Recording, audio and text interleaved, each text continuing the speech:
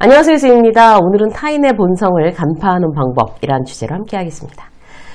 타인의 본성을 알아본다. 타인을 꿰뚫어본다. 어려운 일이죠. 사실 남의 생각이나 마음을 내가 어떻게 알겠어요, 그죠? 때때로 이제 내 마음도 내가 모르는 판국에. 근데 사람을 알아본다는 건 어렵긴 하지만요. 중요한 일이면 틀림없습니다. 사람을 잘 알아보면 관계에 있어서 실수할 확률을 확실하게 줄일 수가 있기 때문에 더 그래요. 나도 모르는 타인을 그냥 내 생각으로 재단하고 판단하고 뭐 그렇게 하면 이제 오해할 확률이 굉장히 높죠. 오해하면 내가 상처를 주거나 아니면 내가 거꾸로 상처를 받거나 관계가 깨지거나 그럴 수 있단 말이에요. 근데 상대에 대해서 객관적으로 이제 명확히 볼 줄 아는 어떤 그런 눈을 가지면 내가 휘둘리거나 잘못 판단해서 일을 그르치거나 그럴 이제 확률을 낮추는 거예요. 인생은 이제 뭔가 잘해보는 거, 예전보다 더 뭘 내가 잘하는 것도 중요하지만 그것보다 더 중요한 일이 원래보다 더 실수를 원래 하던 거에 비해서 훨씬 더 실수를 줄이는 거, 이게 더 중요합니다. 그렇게 따지면 이제 사람을 제대로 알아보는 것만큼 중요한 능력은 없겠죠. 이제 실수할 일을 줄여야 되니까 오늘은 그 능력을 한번 이제 키워보기로 하겠습니다. 여기서 더 중요한 거는요. 나는 그러면 좋은 본성을 가지고 있나? 이제 이런 거기에 이제 맞는 기준에 이제 남의 본성을 타인의 본성을 꿰뚫어 보는 그 기준에 나도 이제 비춰서 나는 과연 어떤 사람인가 이걸 알아보는 것도 굉장히 나를 성장시키고 나 자신을 키우는 그런 의미에서 아주 유익한 그런 내용이 될 거라고 생각돼요. 자, 함께 보실게요. 자, 첫 번째 본성을 이제 타인의 본성을 파악하기 위해서는 첫 번째 키워드는 소비입니다. 소비. 우리는 눈 뜨면서부터 잠자리에 드는 그 순간까지 뭔가 소비하면서 살고 있죠. 그러니까 첫 번째 이제 시간은 어떻게 소비하는가. 하루 종일 시간 소비는 어떻게 어디로 향하고 있는지 체크해 보면 그 사람이 어떤 사람인지를 많이 이제 알 수가 있어요. 파악도 할 수가 있어요. 회사에서도 이제 똑같은 동료들이지만 제각각 시간 소비는 다르죠. 누군가는 허둥지둥 출근해서 뭐 커피 마시러 갔는지 담배를 피우러 갔는지 아침 시간에 자리에 없는 동료가 있고 막 탕비실에서 계속 수다 떨고 있는 동료가 있고 어떤 동료는 아침 출근해서 뭔가에 굉장히 몰두하고 있는 그런 동료가 있어요. 꼭 일찍 출근해서 자리에 붙어 있어야 됩니다. 이렇게 말씀드리는 거 아니에요. 제가 사장도 아닌데 무슨 꼰대처럼 그런 얘기하는 거 저도 질색이에요. 핵심은요. 과연 시간을 어떻게 활용하고 있는지 어떻게 소비하고 있는지가 그 사람의 본성과 밀접한 관계가 있다는 얘기인 거죠. 저 사람은 참 오전 시간을 귀하게 쓰는구나. 그렇게 보인다면 그 사람은 그야말로 계획적으로 이미 움직이고 있는 사람이고 그냥 출근 시간이 됐으니까 나와서 시간 흘려가는 거를 그냥 시간을 계획 없이 마냥 흘려보내는 사람은 직장 생활을 아무렇게나 하고 있을 확률이 높습니다. 직장 생활뿐 아니라 일상도 그렇죠. 그래서 이제 누군가를 볼 때 저 사람이 어떤 사람인가 볼 때 특히 리더라면 자기 이제 그 팀원들의 시간 소비 패턴을 눈여겨보고 그걸 코칭을 해주면 굉장히 좋은 멘토가 될 수가 있어요. 나는 어떻게 시간 소비하고 있나? 내가 시간을 주도하고 있나? 이제 이런 거를 한번 계획을 세워보는 거예요. 계획을 세워서 우선순위를 두고, 제가 이제 방송에서 자주 말씀드리지만, 우선순위를 두고 계획을 세운다면 시간을 굉장히 효율적으로 소비하기가 쉬워집니다. 자, 소비 중 두 번째는 어떤 걸까요? 돈이에요, 돈. 돈을 어디에 쓰고 있느냐를 보면 그 사람의 본성을 알 수가 있습니다. 누군가를 소개받아서 그 사람과 이제 긴밀하게 비즈니스를 내가 해야 되는 거예요. 그 사람 잘 모르잖아요, 사실. 그러면, 그 사람이 좋은 파트너일까 아닐까를 알아채는 기준 중에 그 사람은 돈을 어디다 쓰고 있나? 이걸 이제 한번 확인해 보는 게 중요해요.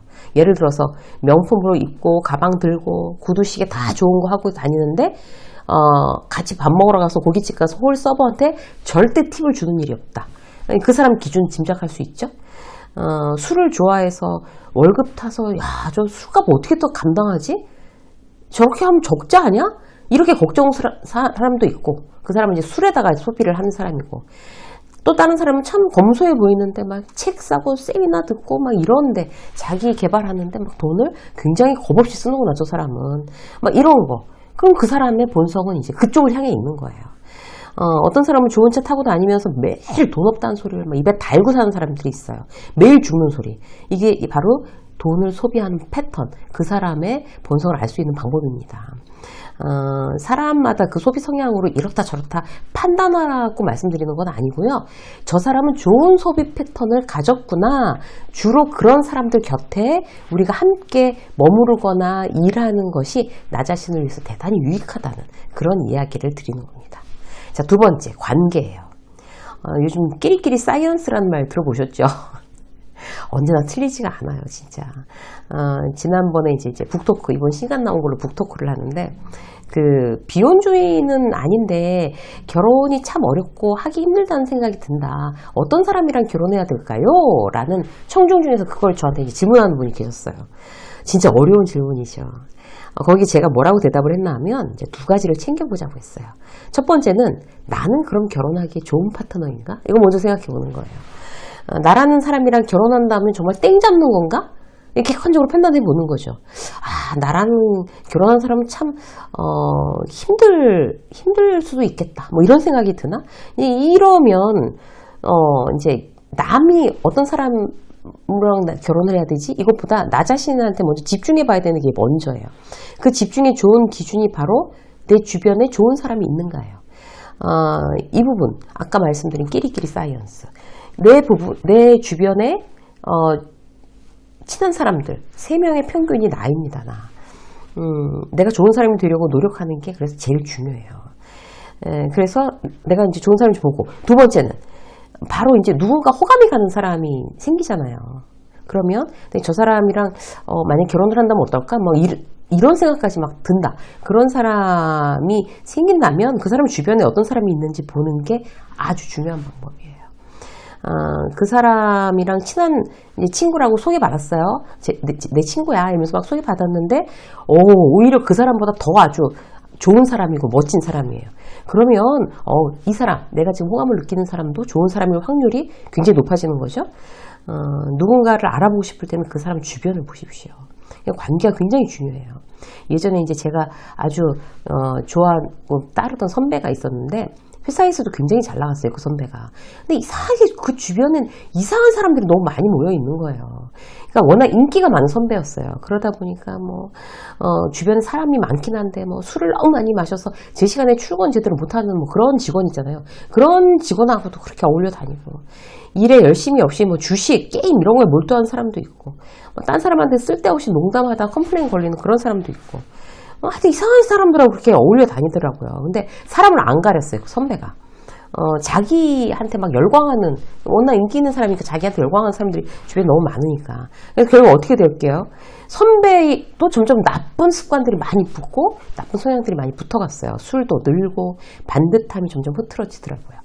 몇 년 동안 그렇게 변하는 걸 보면서 주변이 얼마나 영향을 끼치나, 이런 걸 아예 전 체험적으로 알게 됐어요. 정말 그 밥에 그 나물, 끼리끼리 만난다, 이런 얘기가 그냥 있는 농담이 아니라 정말 굉장히 중요한 팩트입니다. 항상 내 주변을 살피고 나 역시 다른 사람들한테 어떤 긍정적인 영향을 주고 있나, 좋은 영향을 주는 사람으로 내가 곁에 있어주고 싶다, 이런 어떤 마음이 있을 때 나 스스로도 아주 효과적으로 성장할 수가 있습니다. 자, 세 번째, 그 사람의 본성을 파악한 세 번째 키워드 뭘까요? 이익과 손해. 그러니까 이 부분에 대해서 어떤 기준을 가지고 있는지 참 이제 본성 파악하는데 아주 명확한 항목이라고 볼 수 있습니다. 한마디로 자기가 이익일 때와 손해일 때 상대에게 어떻게 반응하냐는 문제인데요. 이제 나 자신한테도 그런 이제 원칙을 만들어야 되는 부분이에요. 자, 생각을 한번 해보세요. 나는 내 이익에 대해서, 내 손해에 대해서 어떤 원칙을 가지고 있을까? 나의 이익은 물론이지만 남의 어떤 손해에 대해서도 철저한 기준을 가지고 있느냐가 아주 중요해요. 좋은 사람들은 남의 손해에 대해서 철저한 기준을 가지고 있습니다. 예를 들어서 시간을 막 안 지켜요.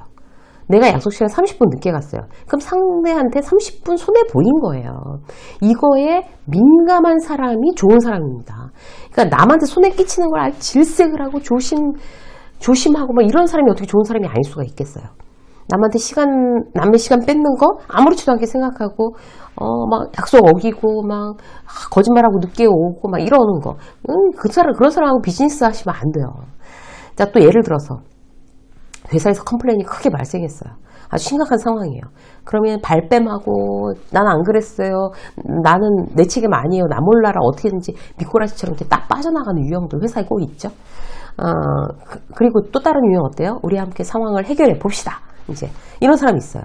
내 얄팍한 이익 때문에 신의를 버리지 않는다. 이 원칙을 적용하는 사람들입니다. 손해를 보더라도 함께 책임을 지는 자세가 있느냐 없느냐, 결국 그 사람의 본성이 어떠느냐를 그대로 드러내는 거죠. 사람들은 너나 할 것 없이 손해보는 거 싫어하고요. 내 이익에 민감해요. 그걸 탓할 수는 없어요. 근데 더 중요한 건 뭔가 하면 이익과 손해는 장기적으로 봐야 됩니다.